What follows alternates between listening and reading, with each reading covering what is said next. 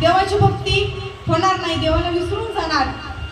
आणि ब्रह्मदेव एकदा बोलता बोलता म्हणाले की तुम्ही मोठे झाला आहात आणि तुम्हाला हा कारभार सांभाळावा लागेल.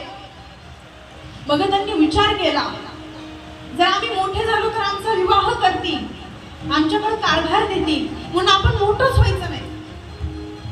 आणि तेव्हापासून ते आतापर्यंत हे जे असणारे जे काही चौघ भावंड आहेत, आजही त्यांचं वय 5च वर्ष आहे आणि हे ब्रह्मचारी आहेत.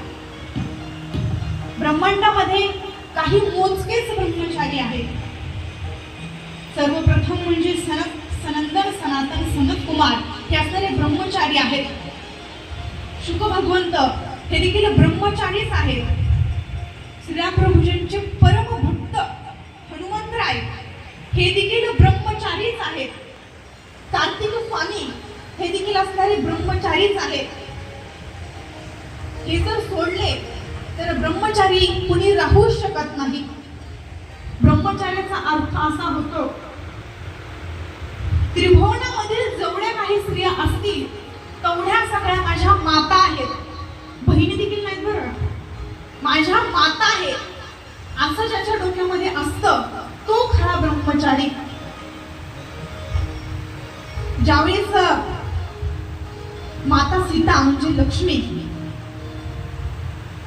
शृंगार करत असताना, ज्यावेळेस शृंगार करत असताना संपूर्ण शृंगार केला, आभूषण घातले, वस्त्र परिधान केले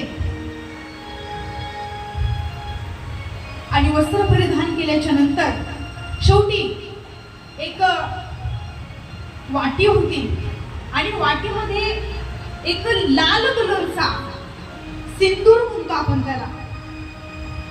विवाह झाल्याच्या नंतर जुन्या काळामध्ये अशी प्रथा असायची, ज्यावेळेस मुलीला सासरी पाठवलं जायचे त्यावेळेस ती आई परंपरेने चालत आलेला जो काय म्हणतो आपल्या भाषेमध्ये करंडा